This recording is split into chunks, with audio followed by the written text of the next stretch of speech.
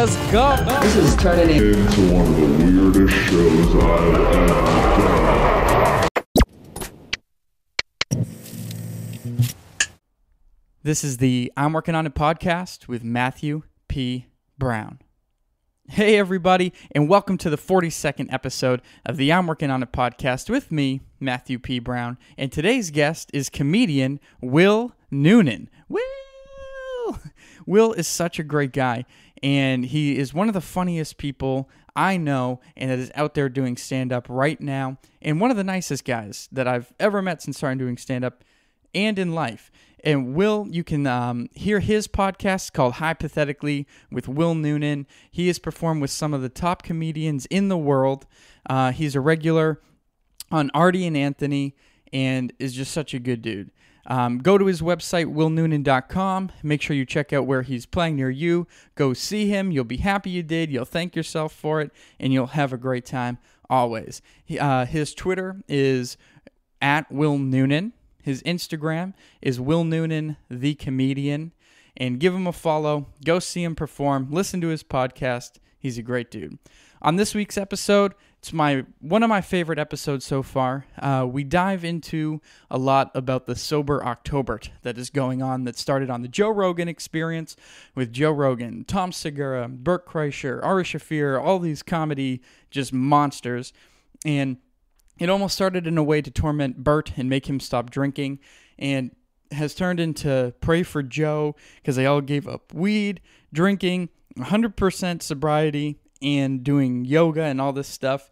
And Will took this opportunity for himself to give up smoking cigarettes, which obviously is something that is not easy. This is something he's currently working on to make his life better. So we talk about that a lot in this episode, talk about comedy, life, all sorts of things. It was a great conversation, and I'm really excited for you to hear this one. For me, you can follow me on Instagram at Matt P. Brown. The podcast Instagram, IWOI Podcast, and alert, call the pages, the news, wah! My Twitter has a new handle. It is at I am Matt P. Brown. So give that a follow, listen to the podcast, rate and review, subscribe. It's available everywhere, as is Will's podcast, Hypothetically, iTunes, Stitcher, Google Play, YouTube, Laughable app, wherever you can get your podcasts. Go get it. Be happy. Listen. Everybody, I hope this episode motivates you to make some positive changes that you're currently working on. So sit back, relax, and enjoy the 42nd episode of the I'm Working on It podcast with me, Matthew P. Brown.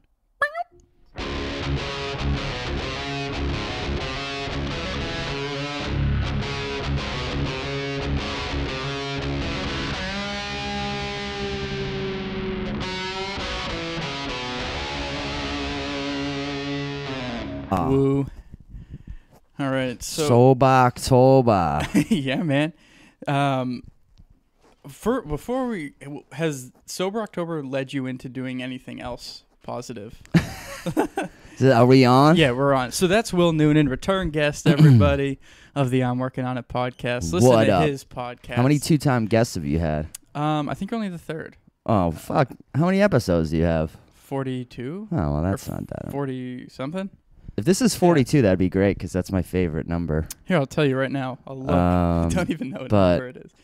Why is 42 your favorite number? Yeah, so it goes. So I was in a band called 42 when I was in high school. It is 42. Is it? Holy shit. Well, that's fucking great then. It's just my favorite number. It's in Hitchhiker's Guide to the Galaxy. I have when I was a kid. If you look for any number, there's like a theory. If you look for any number, if you pick a favorite number out of all the numbers, you'll see it all the time, especially like a 2-digit number, because it's just you're gonna notice it more, and you're seeing numbers all the time. Mm-hmm. So it's kind of like when I was a kid, I was like 42, and then I started noticing it all the time, and I started telling my friends, and they noticed it all the time. So like me and my friends, we call ourselves the 42 crew. Really? Do you still? No, this is like junior high. I was gonna say, damn. And before that, but I still do notice like a good 42 if I see one. I think I took a photo of one the other day.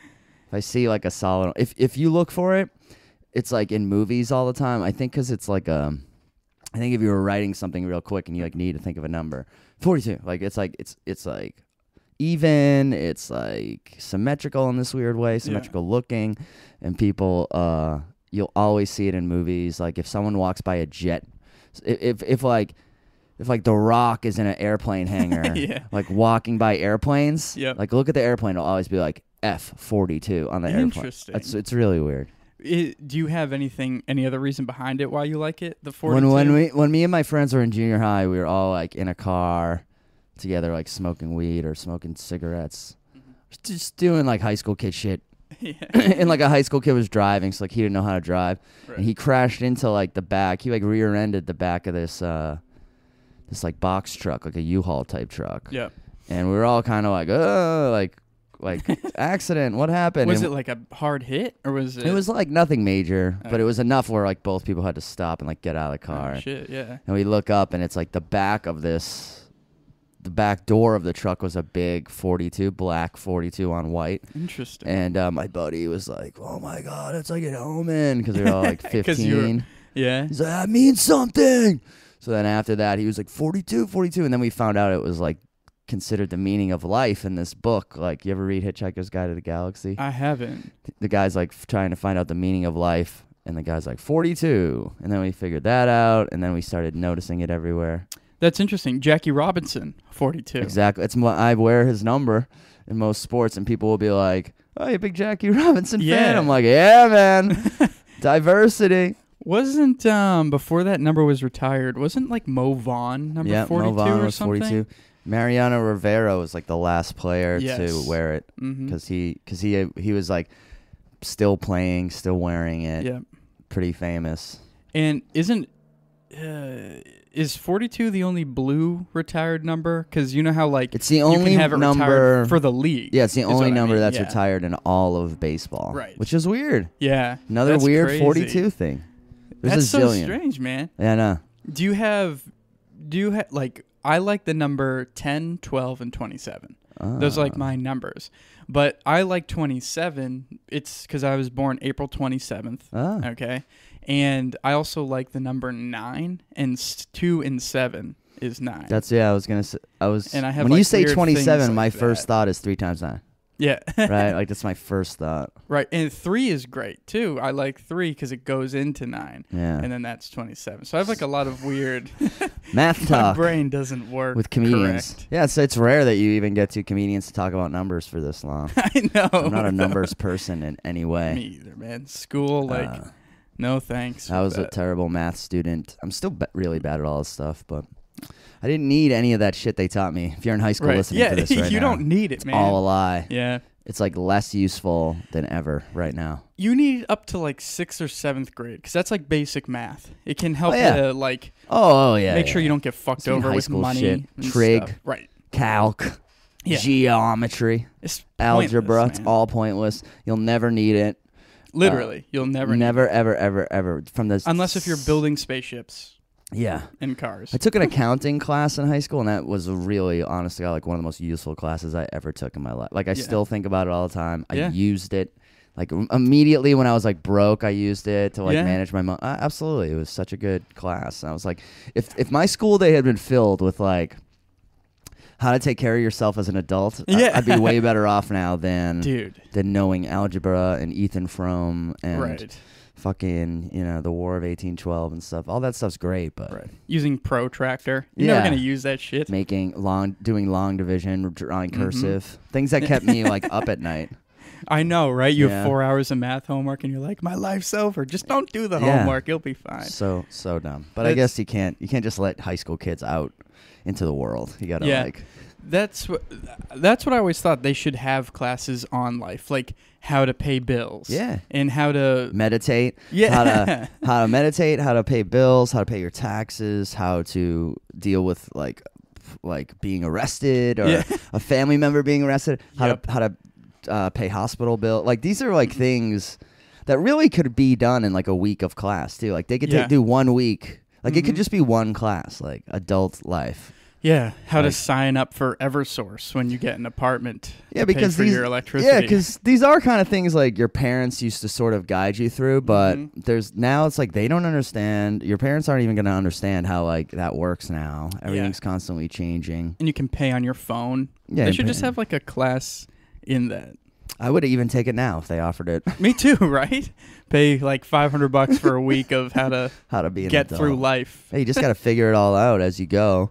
Yeah. And but it's funny though. Sometimes like I feel like I'm behind. I'm like, oh, I'm just figuring shit out now. And then I'll meet like a 55-year-old who has nothing figured out, and I'm like, oh, okay, like you can get through. I was in a Dunkin' Donuts like 2 months ago, and there was this guy in front of me who was like late 90s. Yeah. And he asked if they took debit cards. I was like, dude, I hope I don't become that. Like, I want to stay up to beat enough to know a huge place like that would take a debit card. Yeah. I'd be happy to be in my 90s. Yeah, right? And still know what a debit card is. Yeah, that's a better way to look at it. I'm immediately to the negatives. I would, I get it, man. It's weird watching my dad get old. It's like watching yourself get old in a weird way because you're like, does he look like you? Yeah, we look a lot alike and we act a lot alike, and I'm like, I guess that's what I'll kind of be like when I get old. And it doesn't seem all that bad or anything, but it's weird to watch. I don't know what the word is. It's just like if you've ever had kind of a dog, not to compare my dad to like a dog, but you're like, oh, he's slowing down a little. I see. He's not as interested in chasing the ball. Yeah. Is the ball a metaphor? Yeah, he's just kind of like getting old. It is what it is. My dad is bald on the top of his head. Yeah. And he's been rocking that hairdo since I've been born. And my girlfriend is convinced I'm gonna get it. I'm like, nah, I got thick hair. Rough. I'm good. Yeah, you never. I don't think you can really predict that sort of stuff. And I think it skips a generation or something. Like, there's all kinds of like old wives' tales. Yeah. Your father's side, your mother's side. Like, does your mother's father have hair? Right. All that shit is kind of like bullshit. I think that's what I heard. That it's your mother's father. Because me and my brother have like very different hairlines, and we have the same grandparents and that's genes and stuff. Yeah, so. Yeah, it's all bullshit. I think it's all bullshit. I think it's like a luck thing. I think it's like a stress thing. I think it's like a health thing. I think there's like all kinds of factors. Yeah. And then some guys are just unlucky. Like I know dudes that just started losing their hair at like 17. Yeah, that'd be a bummer. It's a bummer, but I don't know. I feel like it all pans out. Like guys who have that normally have it, like a lot of them have it together, like they don't have like mental health problems. Yeah. Or like, right. Like short guys usually have something else going for them. I always feel like it like pans out. Yeah, there's a balance. There's a balance to life. I have a theory that like really good looking people can never really have like huge dicks. Like really great looking guys rarely have huge dicks. Because it's like such a blessing to be handsome, or like even decent looking, right? To be in the top 10%, is such a gift that there's no way you're also gonna have a huge hog, right? Or at least like you might have a decent one, but nothing to like write home about. Like I never see a beautiful movie star guy like Brad Pitt and go like, I bet he's got a huge dick. I always think I bet he's got like a average to smaller than average dick. Yeah, because like it's just not that much good karma in anyone's life. Yeah, you can't be that, like everything can't click like that. Like if you meet someone who is insanely good looking, chances of them being funny, like for real funny, are out. Especially like, or even interesting, really. Like or even like baseline, sort of having something interesting about them. Yes, like especially like with women, it seems like, because like that's like I feel like even like at a young age, if you're like a good-looking girl, it's like people are just like, you made it. Yeah. like it's done. You made it. Totally agree. You're pretty. Don't even bother trying anymore to like improve yourself. Yes. And with guys, there's still all that pressure to like, I don't know, like provide and do all this stuff. But I mean, if you're good at sports and you're a guy, you can just stop thinking about other stuff. Yeah. Like I meet literally when you meet like a pro athlete, they're always like nice guys, but they're like there's nothing like below the surface. It feels like it's like a blank stare almost, like in the interviews. Yeah, it's like what makes them good athletes is like the fact that they're not deep thinkers. Right. Exactly. They're just like, all right, see the ball, grab the ball, pat coach on the butt. Yeah. Like, go home, fuck Yep. girlfriends, eat, sleep. Like, that's all they need, which is great. Curl weights. Yeah. No one gets everything, It's like, I agree with like the girl thing too. Like, if they're super, super good looking, everyone's Yeah. going to suck up to them. yeah. And It's a people will weird be like, thing. not everyone, 99% of people, you have that. Yeah.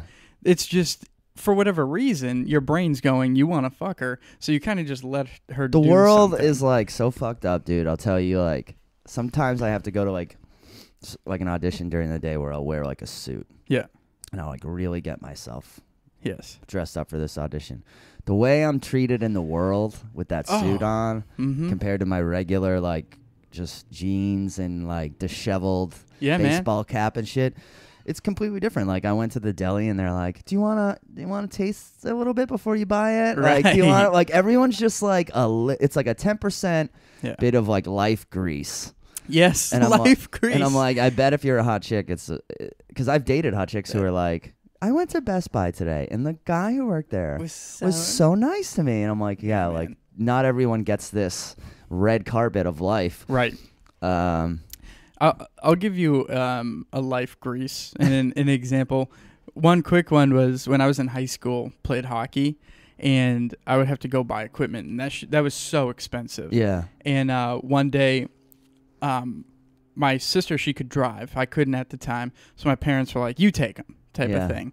So I go, dude. I was getting free hockey tape. Yeah. I was getting all this stuff. They gave me 20% off all my equipment, and it was only because my sister was with me, and it was all high school dudes working there. Yeah, of course. And it's weird how like a lot of that is not even like for sex or for like I want to. It's just this weird human thing where it's like pretty person. Like I want you to like me, right? Because you do it to guys, you do it to everyone. Like you don't even realize it. You're just a little nicer, just a little 10% more. Mm-hmm. Like say you're working like at a Pizza Hut and you're miserable and you hate your job, like you're gonna still hate it when someone attractive comes in, but you probably give them a little bit more. It's almost like a little bit. You see yourself and you're like, you get it, right? Like we're both attractive and we both understand. It's this weird thing. Dude, when you talk about being in a suit and getting treated differently, there was one day I was at the DMV, and there was a section of it was closed where you can do this automated like you print your own. Like take your picture for your license or something. It was a closed section and it was taped off. And I had khakis on. My shirt was tucked in. I had a polo. I was kind of dressed up, watch. Yeah. And in the area there was a chair and it was high. That typically, like if someone works there, would be sitting in it. So all the seats were taken. And I was there for like 3.5 hours. I was like, fuck this. I'm sitting. Okay. And I was like looking at how I dress, which is different than I typically do. Like you said, jeans, just T-shirts typically or whatever, flannel. And I'm like, I bet people are going to think I work here. And everyone started coming over, man, asking me questions and all this stuff. And I was like, it was just to amuse myself, And I was like, I knew people would just do that. I mean, there's a lot of weird shit like in comedy in that way, like psychological. Like I always think like I've just been doing it long enough where I notice like if I don't shave, like there's like this like 4-day limit where it's like when I go past like 4 days of growth, I immediately go from like, hey, this guy's kind of like, he's like a slacker I like, to like he's a slacker I don't like. I don't trust him. Like, because I grew a beard and I was like, this is like hurting my act. Like I can feel it. Dude, it's like I'm not connecting with people as much. Meanwhile, other people grow beards. And it helps them because like that's like the one thing they were missing. I think like you need to find like what works for you and like how people like you. But I've noticed weird things like, and some of it could be in my head, but I think it's like the clothing you wear, your beard, your hair, like all that shit sends like, it all it's your jokes are what's most important. You live and die with that. But it's like you can help yourself a little bit or like hurt yourself a little bit with those things. Like and even overdoing it, like if you wore a suit to like an open mic, people would be like, what's up with this guy? Like I don't know if I like him or not. But there's this weird thing where like if you grow kind of like a shitty beard, even if you're like the smartest, funniest comic in the world, people like, but before you take the mic out of stand, they've already made like a little bit of a, whether they know it or not, they've made a little bit of an assumption about you. That's exactly what I was going to say is when you look at someone, whether you know it or not, your brain is going to town and you're analyzing everything about the person. Even if you're not a judgmental person, there's parts of your brain that are still like doing the code on whoever you're looking at. It's the same as like it's that fight or flight thing that's always going. You're like, all right, is this person like trustworthy? Are they Are they rich? Are they poor? Are they like violent? Are they non-violent? Like your brain has to sort of process this stuff. Because it was Are survival. they black? Get away! No, just kidding. That's the way it was for survival. You know, your brain is adapted like this through generations of time. It's all through fear when you look at someone. It's can you trust them? What are they doing? What's in their hands, like really weird little things. That's why people don't trust like guys who are like looking all over the place. You know what I mean? Or all sorts of like little subtle things. And that's also why like people. That's also why the first couple years of comedy is tough for people because it's like you're nervous. Yes. And that comes through. Right. And people might sometimes it's so bad people are like, well, this guy's nervous. But other times it's just this little subtle like hum that's like underneath your set where people are like, there's just something about this guy that's making me uncomfortable and I don't know why. And it's like, and I can even feel that now, like when I have an off night, sometimes I'm like, it's because I was like, I have a cold. I was kind of not fully into it. I was thinking about my cold. They could tell that like I wasn't fully there. So I only got like 80% of like the night out of them. Yeah, it's like that little bit of disconnect. People are smarter than they know, I think, too. And there's so much more going on, that disconnect and the nervousness. And when you were talking about like your beard, I've noticed that when my hair is short, like I just got a haircut. When it's like this, I'm fine on stage. But if I wear a hat when it's short, I feel that disconnect. And it sounds stupid. No. But I feel like my hats look wobbly and like I'm even I always younger tell guys no hats anyway because it's like there's like that chance with the hats, especially like a baseball cap. Are you wearing baseball caps? Yeah, you can get the shadow over your face. Yeah, that's the worst. Like if you can't see a comedian's eyes, like I feel like you're really like handicapping yourself. Right. That's a big part of the whole joke. The whole thing. Your eyes. But I'll tip it up to avoid that. Yeah. And if my hair is longer and I don't wear a hat, I feel that disconnect. So I throw it on and it mats it all down. But, there's weird shit, right? And same thing with the shaving. I can't grow shit. But if I let it go a few days too much and it's just like weird, I can like feel people looking at it. And it's not something I was self-conscious of. It's something I noticed. Yeah. No, I mean, and it's probably like a 10% our insecurity or our knowing it or something. Yeah. But it's like stuff like that is definitely true. Like I used to give, if Luke Toom is listening, I used to give him like a real hard time about like how he would dress for shows like on weekends, like paid shows. I'd be like, dude, like we're not at McGreevy's, like we're at a comedy club. Like it's good to be yourself, but like and I'm not saying you have to wear a tie or a collared shirt even, but just wear like clean, non-wrinkly shit. Yeah. And I'm not telling you this because I have some sort of like great respect for like the code of comedy. It's like I'm telling you this so like you don't bomb because when you come up looking like you just walked up from the audience, they'll like treat you like you just walked up from the audience. You know? I get that. And it's kind of like I always just tell guys like dress like you would for a date. Like don't wear a tuxedo because that's like too formal. Yeah. But don't dress like a fucking shithead who just rolled out of bed because they're gonna be like. I mean that's fine for weeknights when you're working stuff out. Yeah. But when you're getting paid, dude, I probably got hired back for gigs when I was like not that good of a comic, mainly because I was like I dressed well for sure. Like I wore a collared shirt, especially when you know it's like not a cool fucking show. Like it's a fundraiser out in like Worcester. Right. Yeah. And it's like it's like dude, like you know, no cool like agents from New York are gonna be like watching you, wondering how you dress. Like just wear like what you'd wear to a family thing. Right. And then they'll hire you back and you'll make money. That's a good way to say it. Like a family. I totally get what you mean by that. And what I started doing since I started doing stand-up is like shoes, sneakers. Yeah. I'll buy like these ones here. These were like a main pair. They're like Adidas. like high tops. Yeah. But then I got another pair of like really nice Adidas high tops, so I'll wear that on the weekends. And like I just have certain things like that, and I never gave a shit about anything like clothes or whatever. No, I know, but it's really important. I think it's like something too many comics like don't ever even fucking think about. Like, yeah.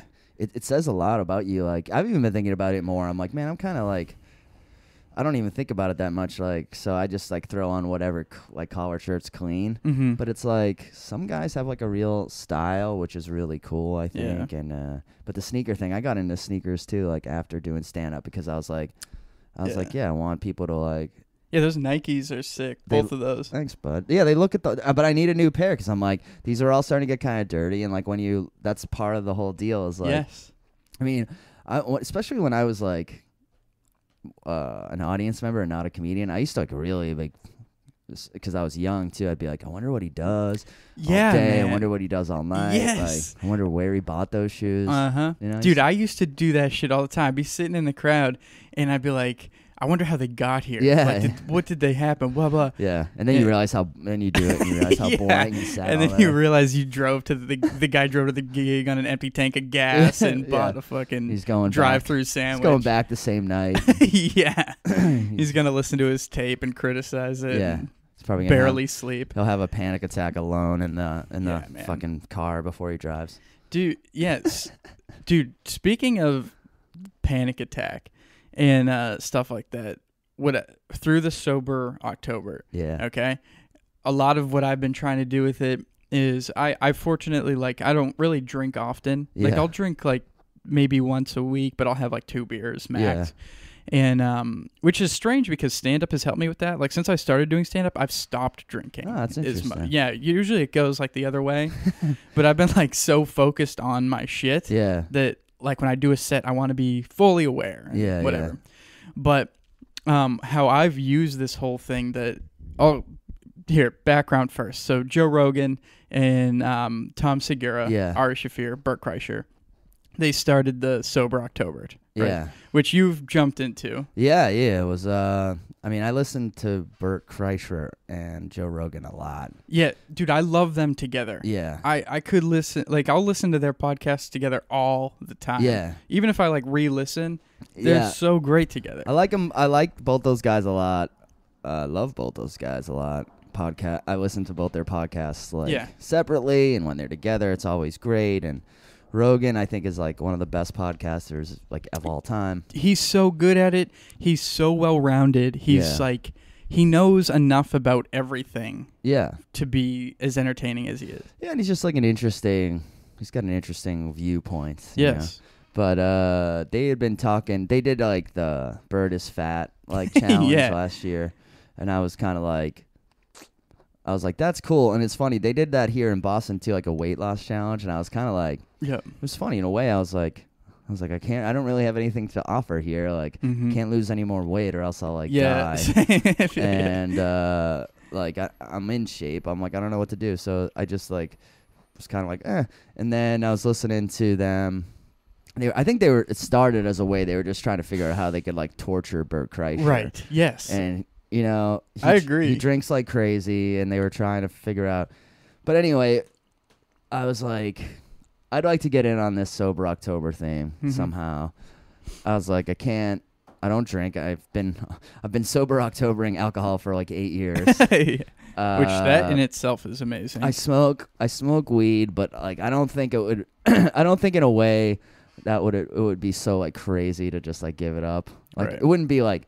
I was like, there wouldn't be much to report. I'd be like, yep, didn't smoke weed today. Yeah. Like, nothing changed. But but I've been trying to quit smoking cigarettes off and on for like a couple years, but never really doing it the right way or like getting into it right or just making it halfway through the day and like making it halfway through 24 hours and just being like, fuck it. Yeah. You know what I mean? Like really having a low threshold for like, all right, fuck it. Like, yeah. Like, oh man, like they don't have hot dogs at the store. Fuck it, I'll smoke. Like, you know, or I was on the road a lot, and I'd be working somewhere alone, and I'd be like, cigarettes are my only friend. Like all these weird little things would get in the way.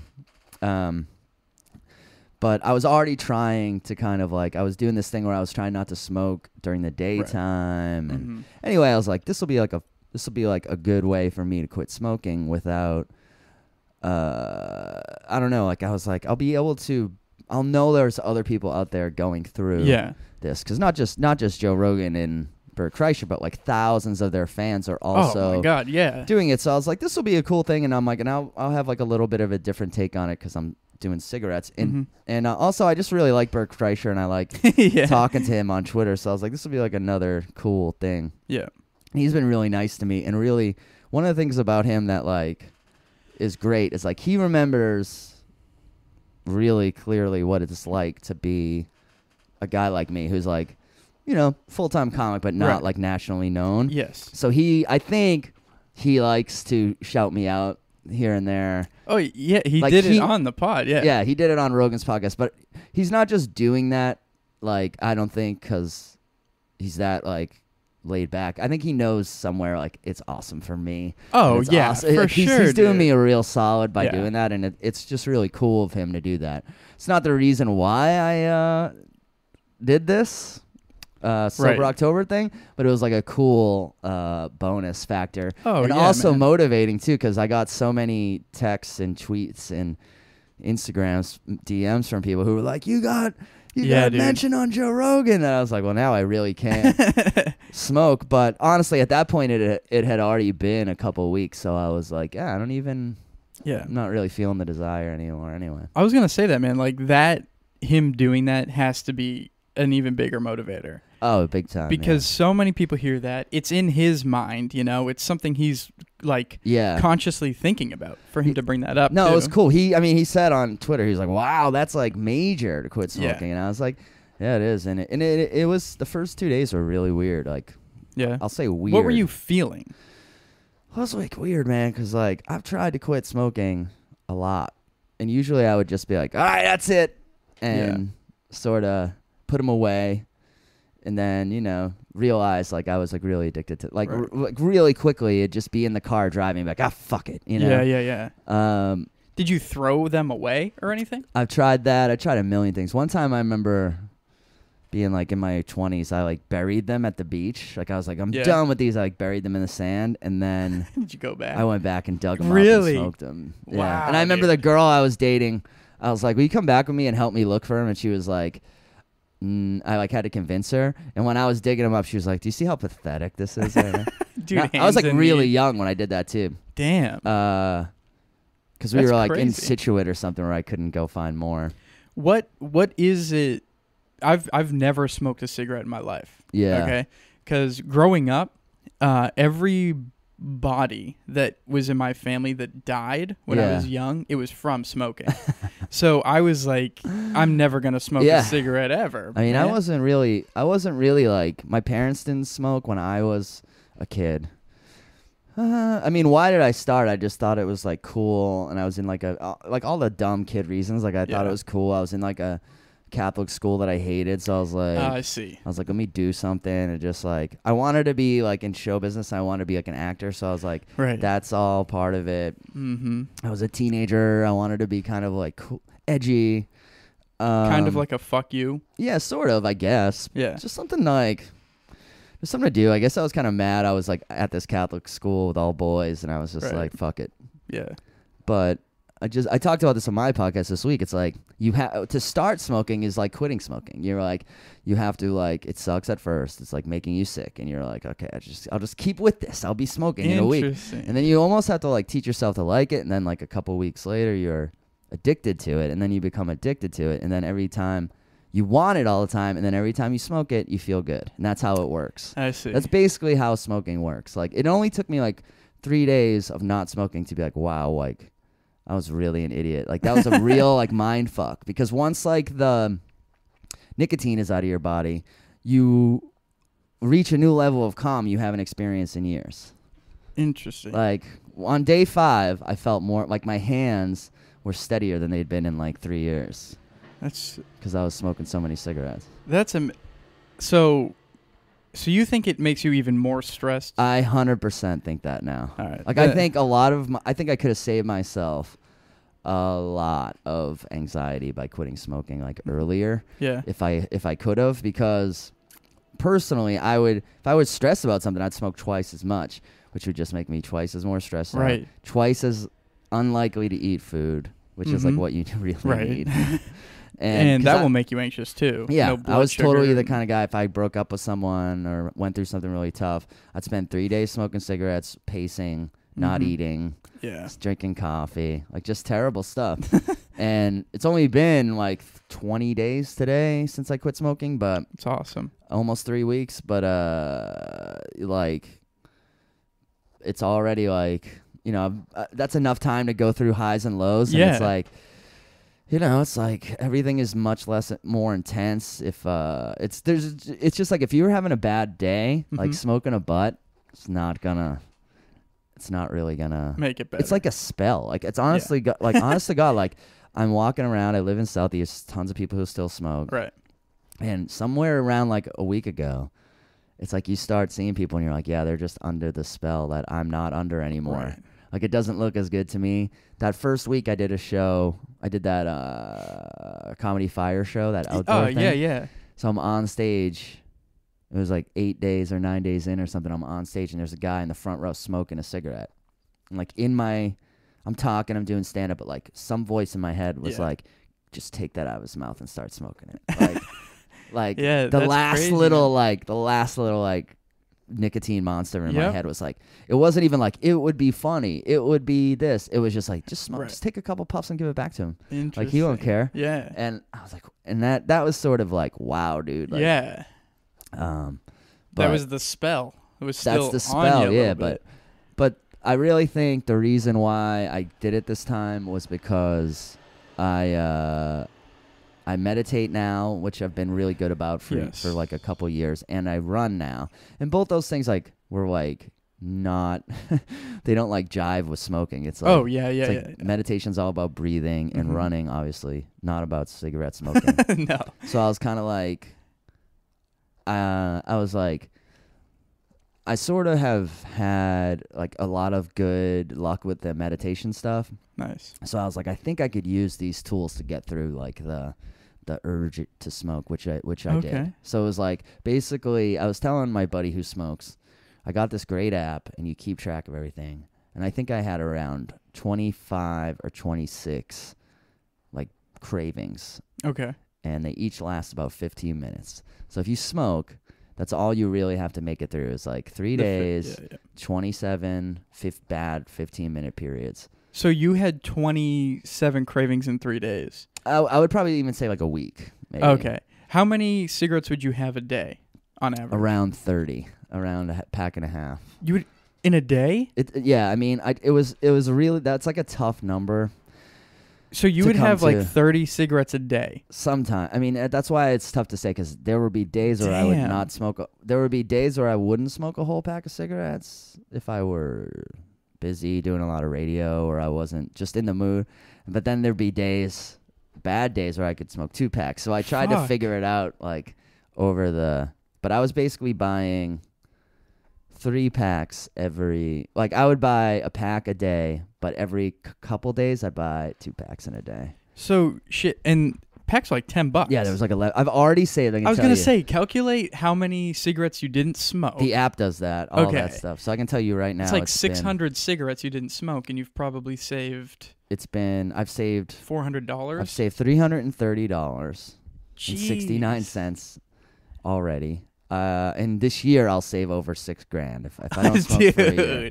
I've already not smoked 582 cigarettes. Oh my God. And that's, if you add the time it would take to smoke those cigarettes, it's 2 full days of my life. Jeez, man. But yeah. So that's the average. Holy crap. So yeah, and that's the other thing. I didn't even realize like that's amazing. Even that number is man. like wow, $320, which is like that's a lot of money. But what I really noticed was like every time I'd go to the ATM, I'd be like, oh, I feel like I'm really not like my balance is like kind of staying where it's at. Like where's all this savings coming from? And it's just not lighting that money on fire like one at a time.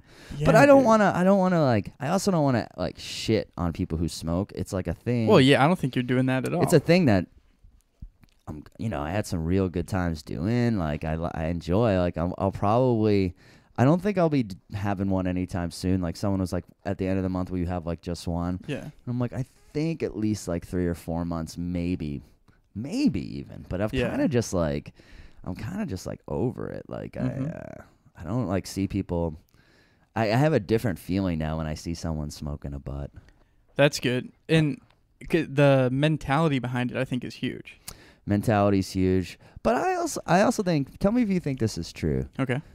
As an outsider who doesn't smoke cigarettes. But I feel like this too, like, because I've been smoking since I was a teenager, but I quit twice over that time for like a year. Okay. So I feel like that year, both times gave me like it almost like kind of healed me in some way. But been smoking off and on since I was like 17. Mm-hmm. But I've noticed in like the past like 4 or 5 years, like, the people who smoke are like way like more white trash and like less classier than it. Like it used to be kind of like that everyone smoked. Well, yeah. Or you'd be like outside of a restaurant and there'd be some like shittier lower class people smoking, but there'd also be like everyone smoking. Some like French guy like, ooh, enjoy the Yeah, cigarette. French guy or like a doctor or businessman. Yeah. But now I feel like I was like, man, I'm only smoking out here. Like, at my own shows even, Yeah. You go out and you're like, I'm only smoking with, like, oh, I see what you mean. the real addicts, like, the real, like, people who can't stop. Or maybe that was just me. No, I get what you're saying. Or maybe part of it might have been me. I'd already sort of decided I didn't like it anymore. So I'm, like, going, like, look at this asshole. I'm sure it's a combination of the two. But I just started to feel like, I went to a Red Sox game and you go to the smoking, like, section outside, and I was like, dude, I'm like out here with like this is just the scalpers and like the scummiest people, like people you would cross the street if you everyone's saw them named coming. Fitzy. Yeah. I totally get what you mean. However, there's an exception to everything. There's obviously people who, there's some crazy businessman out there who, once in a while will smoke a cigarette just because whatever the fuck. I think everyone there's nothing has wrong their with vice. that either. Yeah. Right. But no, I totally get what you're saying, but there's so much knowledge and education around it now that points out that how bad it actually is for you. So I think a lot of people don't. Yeah, it's just sort of like, I think it's just sort of phasing out like pipes, pipes did back in the day. It's just sort of phasing out, and like right now only like the hardcore. But like you don't even see like when I do like a college gig. Yeah. There's like no ashtrays and no one smoking. Oh yeah. Like college kids do not smoke, whereas when I was in college, like half of us smoked. I'm gonna say over the last 10 years, it's drastically changed. Yeah, I would say. So I think that was starting to kind of be part of it too. I was like, I'm just alone. None of my friends smoked anymore. Mm-hmm. None of like my inner circle of friends. They all either vaped or just quit. Yeah. But I'm glad I quit. Like, I'm glad I just have nicotine out of my life. Yes. No, that is huge. And it takes 23 days to make something a habit, I believe. Really? So you're 3 days out? Yeah, you're like there. It's like I 3 feel weeks or something. It does affect roughly. you, though, like in weird. Like, you get all these weird side effects from quitting. Like, you get a cold. Like I'm still a little sniffly because you're literally, like, healing. Yeah, your body's thanking you and it's doing its best to recover. Yeah, it's like flushing out years of shit. Yeah. Weird like mood. Like a lot of people are like, "Oh, I was so upset. I was so frustrated." I didn't really get that this time, but I did get like the first couple of days it was almost like having almost like being high or like having, when you like get the flu and you're like just out of it. Yeah, like a foggy kind of. Yeah, like a foggy flu-ish. Mm-hmm. Like kind of like, huh? Like I watched a couple movies and I feel like I barely remember what happened. Yeah, dude. That kind of shit. And that like still comes and goes. Like yesterday I got hit with like this weird like fogginess. That goes away.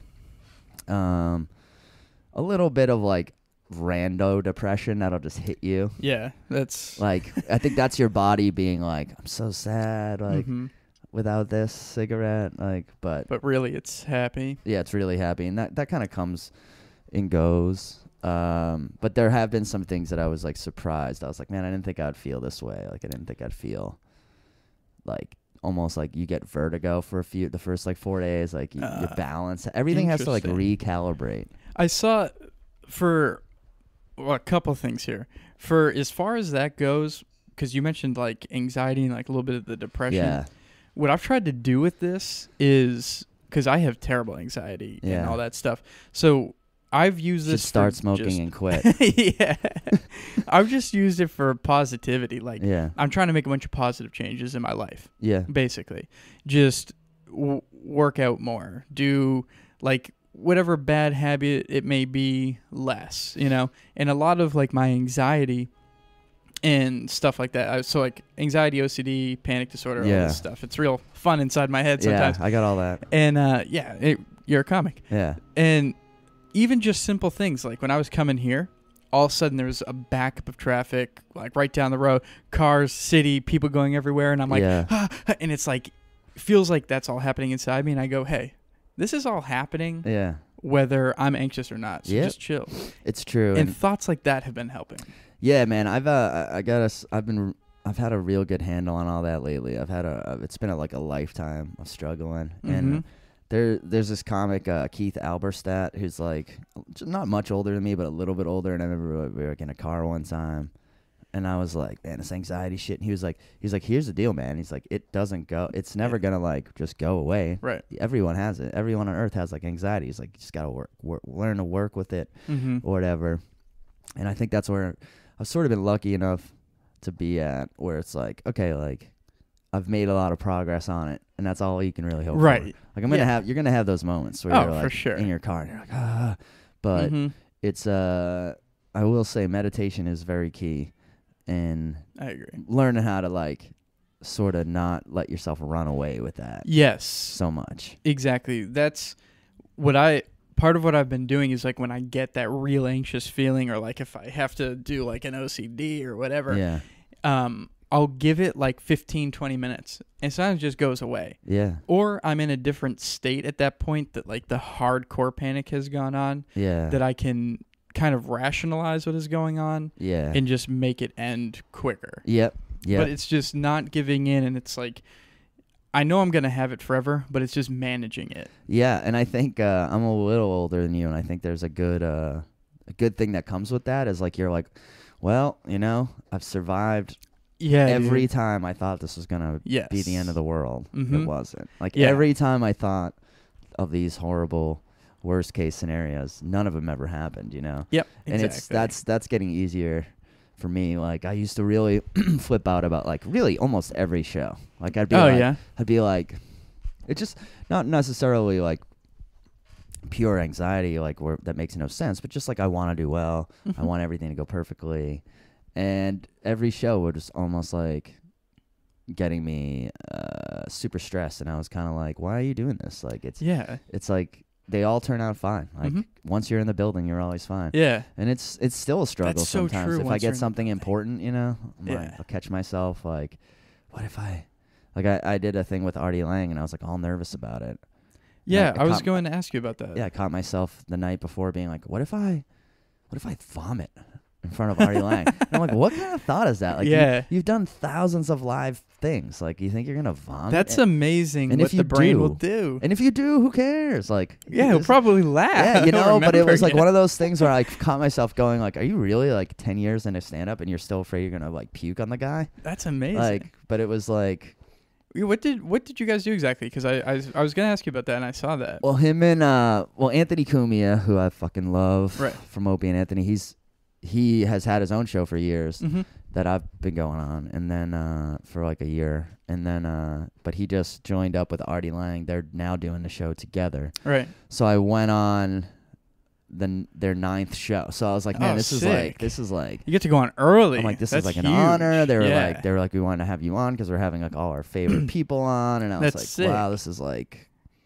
But it was like, that was probably like in the past few months. That was probably like one of the biggest things. I was like, fuck. That's cool. I'm driving down there. I'm like sweaty. Like, my palms are sweaty. Vomit on your sweater already. Yeah, exactly. Mom spaghetti. But I've pretty much just learned that it's like, you know, that's part of this whole thing, and you just kind of have to get through it. And really, you can kind of channel that and enjoy it a little bit too. It's good, but that's part of the reason why I love stand-up and doing this stuff is because you're nervous, but for good reasons, and it makes you feel alive. Yeah. Like when you're nervous Yeah. for something, it's because you give a shit about it. Yeah. It's not because you don't want to be there. It's because you're like, I care about this so much. I want it to go well, and I'm loving what I'm doing, and you just want it to be as great as it feels. And you know, like that's all super true. And also, on the other side, I know there's some anxious people who are like, well, that doesn't help me when they're like, Right. they hear that. But the other thing is this, and this kind of like cured a lot of my fears. Like I've seen some crazy shit that happened to other people and not me. And stuff that would like I saw a guy, I've seen guys blank on stage and walk off. I've seen a guy have a stroke on stage. What? Which is like, That's horrible. one of like, I wouldn't say my fears, but I always have these fears of like bad shit happening like while you're on stage. But that could happen when you're walking down to Dunkin's. Exactly. You could have a stroke. But see, I'd rather it happen on the way to Dunkin's. But I don't really give a shit either way, and that's the point. Like it's like, but like what happened was I saw this guy have a stroke on stage, and I remember thinking, if you had told me that like before, like that's gonna happen tonight, I would have had so many ideas of like how the crowd would react or like what the show would be like or whatever. And what ended up happening was like nothing. Like this guy like had a stroke. He was like, oh, I'm feeling kind of weird. It was odd. And he was like, all right, I'm just going to get off stage. Good night. And then he got off stage and like people helped him. But like as far as the crowd reaction, it's like a weird 3 seconds. And then they were like, oh, who's next? Like they didn't give a shit at all. Weird. Like I would have What did he do for a stroke? I'm picturing him like flopping like a fish. No, he just like stopped making sense. Like he didn't know what he was talking about. It was really weird.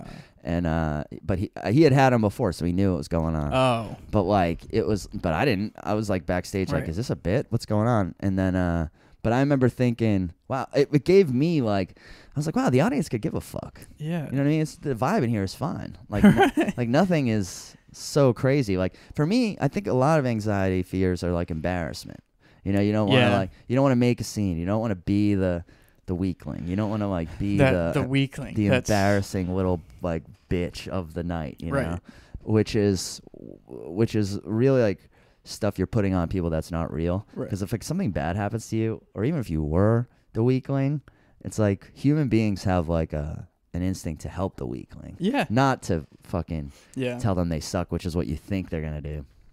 But not that this guy who had a stroke is a weakling. Right. He fucking just had a bad night and unlucky, and he was fine like later. But it's like that was to me like an illuminating night, because I was like, you know what, like this shit is just comedy. If you didn't show up at all, they'd figure it out. Like it's not. Sometimes when you're a comic, and especially when you're closing shows and your name's on the poster, you're like, this is the most important thing in the world, like happening right now, this show. And it's really not. It's really like so low on the list of even entertainment that's happening that night. You know, you just gotta. Yeah. And even look like the people that cancel like tours of. Yeah. You know, so like. Amy Schumer could give a fuck if the crowd has a good time or not. Or like, whether She's like, she give me that cancels a check date. for friggin'. Yeah, I mean, it's just like, but or even just like, hey, I got something going on, so I can't do it. Like, I do think that's like a healthier mindset than living and dying with every show. I would feel horrible though canceling a show for like an arena of people. I would too. Like I Justin feel horrible Bieber doing just it did in the winter here. I've done it a couple of times here, and you feel terrible about it, especially if like I've canceled a couple of shows for snowstorms, and then you're like, oh, snowstorm ended up only being a 6 out of 10 instead of a 8 out of 10, and then you feel guilty. But that's different. Like canceling just because you're like, I don't want to go. Is totally that's just wrong. Different. But I don't know. I think a little mental trick I've always done with myself is try and remind myself, like, dude, like this isn't the United Nations or a brain surgery. Like if you don't make it tonight, if something happens, it's not the end of the world. Like, they'll always figure it out. The MC will stretch, the feature will stretch. Like everyone, I've been at shows where the guy gets off early or all kinds of things happen and the show goes on. That's something that happened for me recently with that is, so I just started featuring, and nice. I'm very happy about that, and it's still pretty new for me. And I was featuring at Dick's in Worcester. This is probably 2 weeks ago now. And had a bunch of family and stuff coming out. So the first night I did it fine, and I just love it. It's such a sweet spot, Oh, yeah. So It's the best. Stay there as long as you can. that's what everyone keeps saying. And I love it, man. And I was having such a good time. But the show went so great. Called my girlfriend. I was like, this is amazing. And this is just my brain. Shortly after I go, oh, shit, tomorrow all these friends are coming, all this family, okay? Oh, yeah. My girlfriend and I were moving in together. People were helping out. A bunch of friends and family were together at the time. And it was like, let's all go to the show after. So then I turn into panic mode. And like, what if they hate me for saying these jokes? What if I bomb? What if I do this? What if I do that? Even though I've been doing this stuff for a while. And like, it's not. I get that. You know what I mean? And I'm like, oh, shit. But like you said earlier, once I was there, and the second I walked on stage, like coming to the stage, and I grabbed that mic, I was like, this is another show. It's what you do, yeah. Yep. Just fucking dive into it. And it was 2 nights in a row that were just amazing. Yeah. I was so happy with it. And it's like all that stress, all that worry, all that panic was pointless. Pointless. I can't tell you how many, honest to God, like hundreds, if not thousands, or 1,000 times I've had that same thing. I had the thing at the Schubert in April. I was like that, man. My family was coming. My whole family was coming. A bunch of people from my hometown were coming. Wasn't that with Tony V and Tony V and like Hurley. And Yeah. It was like Monsters. all these things. Monsters. I like demanded yourself included. I demanded that they let me go first. I was like, they were like, well, maybe. I was like, no, I'm going first. I was like, I'm the youngest. I was like, I want to get this fucking over with. My parents are going to be there. But yeah, I was nervous about that, like big time. All the same things you just said. I was like, what if they don't like my bits? Like, and I've been, and they know my shit, but they just don't come that often. And it was kind of like per my request. And I was just kind of like, but then, as soon as you're like parked, as soon as the car's parked and you're like in motion and just doing the damn thing, everything's fine. But I don't know though. Like sometimes I wonder if it's all necessary. You know what I mean? Like that to have the good set, to have the energy, to even care about this thing like that much. Like you kind of have to go through some of the anxiety. Yeah. Like sometimes I'm like, maybe I did such a good job on this thing, right? Because because of anxiety, because it keeps me working hard. Yeah, you're not like aloof to the situation. You don't go like, oh, I'm great at this, so I don't have to worry about it. Yeah, people like that, bye. Yeah, and they don't last too long. So, and I've there's like a give and a take. Like anxiety has some good qualities. It keeps you from fucking like. Most anxious people like aren't assholes because they understand. Right. They treat everyone as if they're as anxious as they are. Yeah. If you meet someone and they're nice as shit, that person has a lot going on. Yeah. I convinced No, it's true, of man. You see someone like if you see someone who exercises a lot of times people think, oh, that person's like they really got their shit together. So the person has it together like less than anyone. Yeah. Like that's the person who needs exercise the most. Dude, I am, and I'm also with you on once you pull into that place, because there have been times where like life is life, of course, and hard, and like the second I walk into the building, it's like there's this you're at work, something in there, it just comes out of you. And I had 2 things. One's very quick is I was sick last year for like 4 months. I just had this like I would cough, sore throat, whatever. Wow. Ended up getting an inhaler. There was 4 something months. in my lungs. Yeah, I kept getting colds. It was just so annoying. Wow. At the beginning of this podcast, like not today, but like when I started it, I was sick for like the first 4 episodes because it was still going on. But I got an inhaler, had a steroid. I was fine, but the only time I was okay is when I was on stage. Oh, yeah. It was the only time I wouldn't cough, sneeze, whatever. Yeah. Sorry. No, you go ahead. And another thing I had was my grandmother passed away almost like a year ago. And I had a show the day after, okay? Yeah. And I was like, what the fuck? And I remember being there and like so much going on and like, what the fuck am I going to do? And had to do my set. And I remember going into the bathroom and just like throwing water in my face. Yeah. And being like, give them the best show that you've ever done. Yeah. And it was like, even when something so crazy like that is going on, it made me even do better. Yeah. Like with all that emotion and everything, the stand-up gives me a place to throw all that energy somewhere in a positive way. Yeah. No, it's true. I've done stand-up. Night my dad had a heart attack, I did stand-up. The night my dog died, I did stand-up. It's like, I remember, I've heard this, I think Adam Carolla was the one I heard say this, but he heard a Paul Newman quote about like driving a race car. Paul Newman liked driving a race car after his son died, because he was like, when I'm driving a race car, he's like, it's going 200 miles an hour. Like the only thing I could focus on is like the road and the car and like not dying myself. Right. So I can't think about my son while I'm in the race car.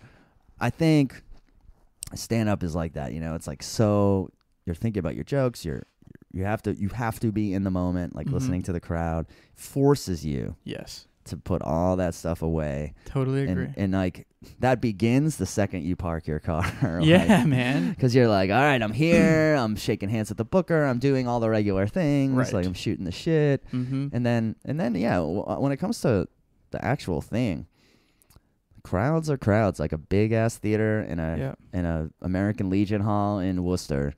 It's like all the same when you're on stage. It's so true, dude. Yeah. Quick final random little thing here. Yes, sir. Wait, I saw that you did that earwax thing. Yo, I've wanted to do that forever. Where did you get it, and what inspired that? We did it. It's funny that you mentioned it. It's so I was random. just thinking about that in the shower. Because I was like, I don't know. I still am not convinced that it's real. If anyone who's... Doesn't it grab a bunch of shit out? Yeah, but it could just be like you're lighting a candle. It's hollow. And then like some people... It's 50-50 online. Some people say the shit that you think you're getting out of your ear is just like wax from that candle. Interesting. And it's the way it kind of goes, and it's like a scam. It makes you think you just cleaned your ears out a ton. Other people say it really works, and there's like science behind it. I did it. Pat did it. We're like 50-50. I'm more skeptic. He's more believer. Interesting. But I was just thinking about it because I was in the shower, and I'm like, everything is like, do my ears feel cleaner? Or is this like placebo? I'm just trying to feel it all the time. But I did notice like walking this morning, like I felt like traffic sounded louder to me. So I was like, maybe I did clean out some gunk. Yeah. But yeah, we tried the ear candling thing. I wanted to do it because my left ear had been like just bothering me. It's been like really clogged. I tried all kinds of shit. And I'd mentioned it to one of my buddies, and it was like my birthday a couple weeks ago, so he was like, he bought them for me. Nice. So we did it here. It's kind of like a laugh, and did get a lot of wax stuff. But as I was like feeling it, I was like, this doesn't feel like ear wax. This feels like a candle wax, you know? Interesting. And then looked on YouTube, and there's a lot of evidence for it being real, and there's a lot of evidence for it being fake. So do it at your own risk. Yeah, I was just thinking of trying. I've heard that if you do one ear and not the other, you can get like vertigo because of stuff. So I would believe that, but I did both ears. But I don't know how much of it was like placebo. Like when I did it, I felt like I could really feel something. Yeah. But after that, I didn't. Zoloft time. No. I can do this and talk at the same time. Here, I can pause real quick. Okay. So there were videos online of people they'd like burn a candle in their ear, and then they'd burn a candle like in nothing, in a jar, and they both have the same amount of wax. Oh, I see. Yeah. So it can just be the It thing could just be itself. that. But then you read other things where people are like, yeah, but that like over the next couple days, like your shit's falling out, and it's like, so I don't really know. I would say if you're my podcast advice would be if you're having ear problems, visit a doctor. Yeah. But if you're looking for a fun way to have some laughs with your buddies, do some ear Put candle. a flame in your ear. Yeah, put a flame in your ear. Nice. Yeah, I might try. Pat burned his neck. We burned Pat's neck. Oh shit. Because like you have to cut off the pieces of the candle like as it melts down, and I was cutting off Pat's, and it like just kind of like it's like an ember. It like went up in the air and it landed on his neck and like gave him not a bad burn, but just a little burn. Yeah, that hurt. So it's dangerous. All right, dude. Thanks again for doing this. And All talking right, about dude. Your sober. I don't know. That was like a all right, dude. Enough ear candling. Dude, you're offending me with your opinions on earwax. No, seriously, thanks for doing this again. My pleasure. Thanks Happy for to coming hear over. about What do you think of the Oh, I love your chair, the dude. dojo? I love your chair and my Bon Jovi chair. Yeah. Sorry to give you the folding chair, but No, it's comfortable. I feel like For real. I love sitting. as the comedy veteran, I get this bigger chair. Yeah, dude. And it's your place. And it's a dope chair. Amazon $70 or something, Really? $80. Nice. It's a gaming Well chair. worth it. You can buy 1 million of them now that you're not smoking. Yeah, exactly. Goodbye. 5. You can buy 5 chairs 5 a chairs week. right now. Yeah, thanks for having me, man. Yeah, and you pass out like your Twitter and all that too. Yeah, Will Noonan, willnoonan.com. I'm easy to find. You know, just listen to me on listen to my shout outs on the Joe Rogan Joe Rogan podcast. No big deal. 11 million. I'll use that as a downloads credit. month. Yeah, dude. Mentioned briefly in the last 10 minutes of the Joe Rogan podcast. Last 10 minutes of a 3-hour episode. And you can find it though, because it's at the end. You can be like, go right here. Yeah, it is. Boom. You don't have to search in the middle. Don Zolo was the first person to tell me about it. Ah. And he was nice enough to send me. It was weird. I had listened to an hour and a half of that episode already. Okay. But I was like, yeah, I knowing how great of a guy Bert Kreischer is, I little bit expected him to say something somewhere about it, because I could tell from Twitter he was like really like, wow, Into smoking. it. Yeah. Like no one quit smoking. Yeah, dude, that is a tough one. Yeah, it's really just it's like a tough few days, and once you get through those, it's all mental after that. But I will say, you just have to. It's you can't make yourself like want to quit smoking. It's got to kind of have to line up with what you're already sort of trying to do. Yeah. So I would say work on exercise first, and then you'll feel like you'll be like, man, I'm just like, what am I doing? You know? Yeah. I'm just fucking myself up. And I'm happy that you're on here to talk about it too, because the whole theme of the podcast is I'm working on it, and this is like the ideal thing with what they're doing. I'm still working on it all the time. That's all we can do. It's all we can do, Matthew. Is the best we can.